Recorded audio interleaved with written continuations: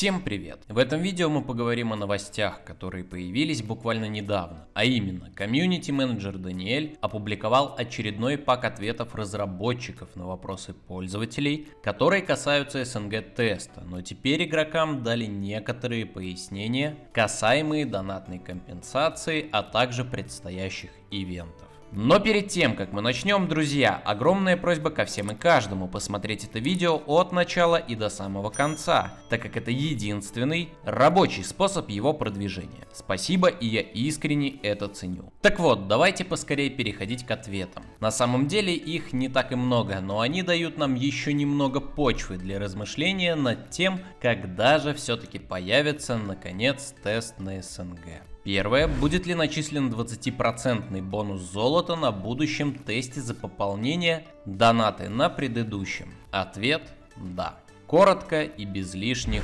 слов. Второй вопрос является неким дополнением к первому. А именно, будет ли эта механика работать на будущем тесте? Ответ: в настоящее время команда разработчиков не планирует активировать этот бонус в новом ОБТ. Скорее всего, это решение связано с тем, что больше не будет тестов, а все идет к плавному запуску игры. Вспоминаем ответы разработчиков и причины, по которым они не сделали релиз, а будет именно СНГ тест.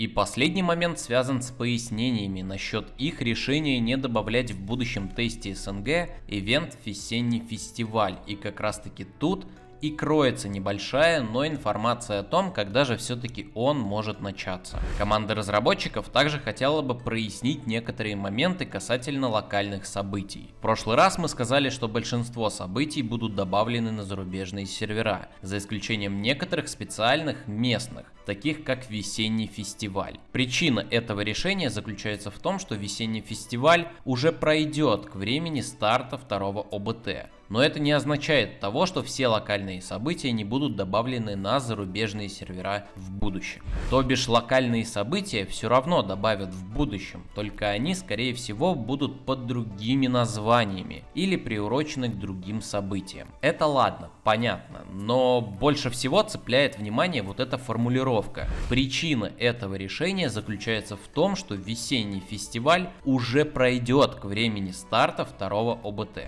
Получается, разработчики сами намекают нам на дату начала старта ОБТ, уже после завершения этого мероприятия. Именно под весенним фестивалем, я так понял, они подразумевают все ивенты, которые были связаны с красными конвертами, а также обменником, сбором пазлов и открытием контейнеров за ключи с конвертами. Судя по датам, они должны закончиться 17 февраля, а значит очень скоро и должен состояться сам старт СНГ теста. Ближайшие крупные праздники — это 23 февраля и 8 марта. Возможно, именно на эти даты будут ориентированы локальные события, о которых упоминали разработчики ранее. А сами даты теста мы уже разбирали в моем предыдущем ролике. Ну а теперь я бы хотел в очередной раз пофантазировать с датой релиза игры. Недавно я, да и многие игроки китайского теста получили к себе на склад подарок. Лично я думал, что он будет приурочен к китайскому Новому году, и ничего интересного в нем нет. Как оказалось, этот подарок можно будет открыть только 28 марта. Похожий подарок с аналогичной механикой открытия мы получали на СНГ тесте. В нем конкретно говорилось о том, что после официального запуска игры сундук можно будет открыть для использования.